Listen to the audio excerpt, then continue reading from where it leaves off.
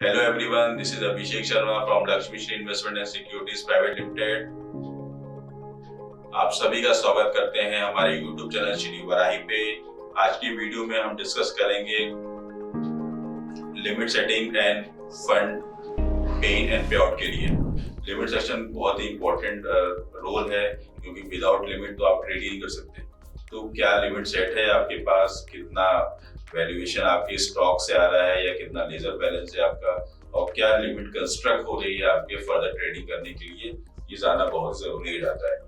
इसके लिए हमारे पास दो ऑप्शन है कि हम सीधे डैशबोर्ड पे आ जाएं। डैशबोर्ड पे जाने के बाद हम लिमिट सेक्शन पे क्लिक कर सकते हैं, या फिर हम यहाँ पे क्लिक करके लिमिट का भी ऑप्शन डायरेक्ट ओपन कर सकते हैं। तो जैसे मैंने लिमिट पे क्लिक किया है, यहाँ पे दो टैब ओपन हो गया, एक ऑल सेगमेंट आप देख रहे हैं और एक कम्युनिटी देख रहे हैं। जैसा आप सभी लोग को पता है कि कम्युनिटी सेक्शन और इक्विटी सेक्शन दोनों अलग अलग सेक्शन है। हम अलग अलग आपको लिमिट प्रोवाइड कराते हैं। अगर आप कम्युनिटी में ट्रेड करते हैं तो वो कम्युनिटी का लिमिट अलग होगा, और अगर आप इक्विटी साइड में जैसे कि एनएससी, बीएससी, एफ&ओ, करेंसी में ट्रेड करते हैं तो आप उसका लिमिट अलग होगा।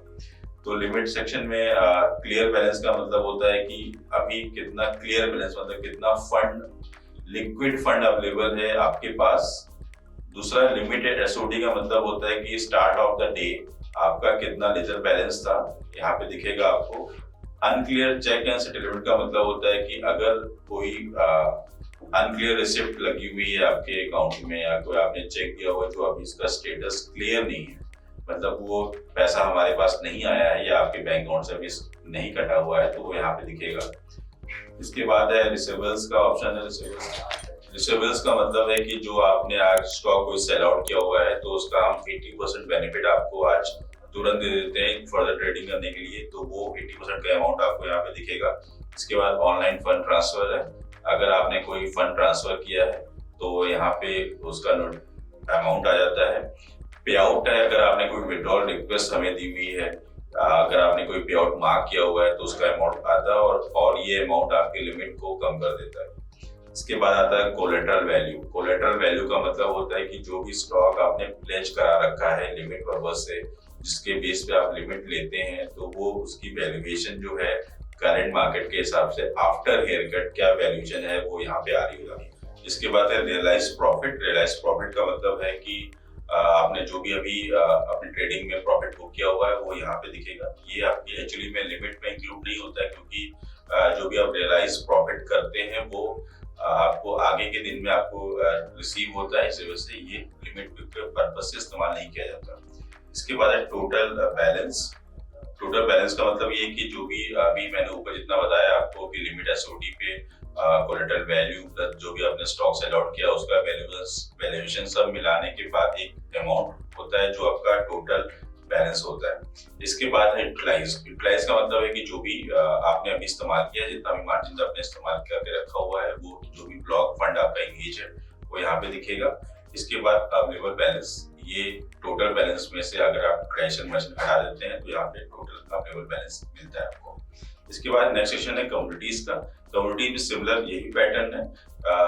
यहाँ पे ध्यान देने वाली बात ये है कि जो कम्युनिटी में लिमिट सेट होती है, जो कम्युनिटी आपको यहाँ पे दिख रहा होता है, वो इस्तेमाल होता है सिर्फ और आपकी कम्युनिटी ट्रेड करने के लिए। अगर आपका फंड हमारे एफ&ओ से या नॉर्मल सेगमेंट में है, ऑल सेगमेंट एक्सचेंज में है, एनएससी में है, बीएससी में है, तो उस फंड का इस्तेमाल आप कम्युनिटी में नहीं कर पाते हैं। और कम्युनिटी में अगर कोई फंड इस्तेमाल अगर कोई फंड कम्युनिटी में पड़ा हुआ है तो वो आप नॉर्मल ट्रेडिंग के लिए, एनएससी बीएससी की ट्रेडिंग के लिए आप इस्तेमाल नहीं कर पाएंगे। तो जैसी भी रिक्वायरमेंट है आपको, आप जहाँ पे भी ट्रेड करते हैं अकॉर्डिंगली वहाँ पे अपना फंड आपको रखना होगा, वहाँ पे फंड ट्रांसफर करना होगा, और वो सेपरेट लिमिट काउंट होगा। सेपरेट लिमिट से आप अपनी कम्युनिटी और इक्विटी ट्रेडिंग कर पाएंगे।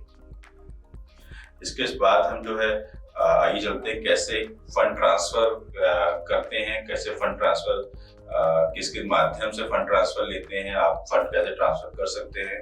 इसके लिए हम यहाँ पे ऐड फंड पे क्लिक कर देते हैं। ऐड फंड पे क्लिक करने के बाद जो विंडो ओपन होती है वहाँ पे आपको बताना होता है कितना फंड आप ट्रांसफर करने वाले हैं, कितना। तो यहाँ पे मैंने अमाउंट डाल दिया है। इसके बाद आप मेथड कौन सा इस्तेमाल करने वाले हैं, यूपीआई के थ्रू या फिर नेट बैंकिंग के थ्रू।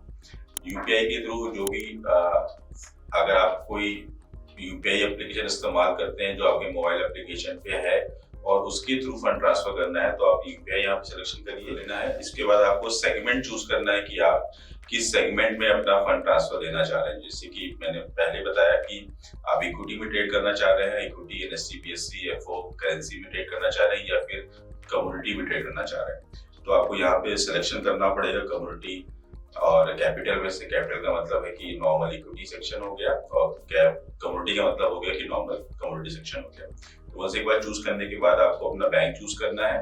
बैंक जो भी आपने हमारे अपना जितना भी बैंक यहाँ पे ऐड करा के रखा हुआ है केवाईसी में, वो सारे बैंक यहाँ पे आपको दिखेंगे।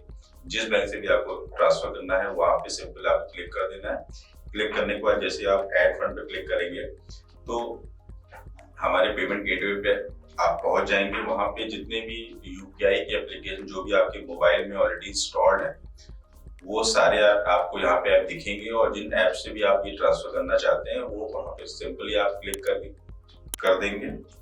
क्लिक करने के बाद जो है आप अपने उस यूपीआई ऐप में आ जाएंगे और वहाँ पे अपना पिन नंबर दे करके फंड ट्रांसफर कर लेंगे।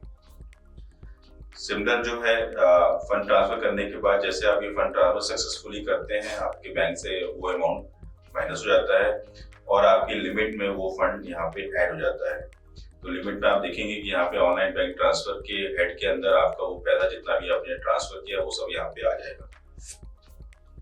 इसके बाद सिंपल आप जो है फंड विड्रॉल रिक्वेस्ट भी कर सकते हैं। मान लीजिए फंड आपका हमारे पास है और आप वो विड्रॉल करना चाह रहे हैं, अपने बैंक अकाउंट में वापस लेना चाहते हैं, तो उसके लिए आप सिंपल जो है यहाँ पे विड्रॉल का बटन है, विड्रॉल फंड पे क्लिक किया आपने और यहाँ पे जितना फंड आप विड्रॉ करना चाहते हैं यहाँ पे सिलेक्शन दे देंगे।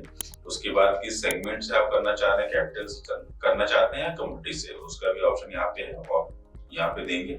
और आप किस अकाउंट में वो चाह रहे हैं, अगर आपने कई अकाउंट दे रखे हैं अपने, तो उस अकाउंट में अगर आपको पे आउट चाहिए तो वो अकाउंट यहाँ पे सिलेक्शन करने के बाद आप ये रिक्वेस्ट सबमिट कर सकते हैं। तो ये रिक्वेस्ट सबमिट करने के बाद हमारी बैक ऑफिस की टीम के पास ये रिक्वेस्ट आ जाती है और वहाँ पे फर्दर इसकी चेकिंग होने के बाद आपको पैसा जो है आपके अकाउंट में भेज दिया जाता है। Thanks for watching this video को लाइक करें, शेयर करें। हमारे और भी इंटरेस्टिंग वीडियो और वेबिनार के लिए हमारे चैनल श्री वराई को सब्सक्राइब करें और बेल आइकन प्रेस करें। Thanks for watching.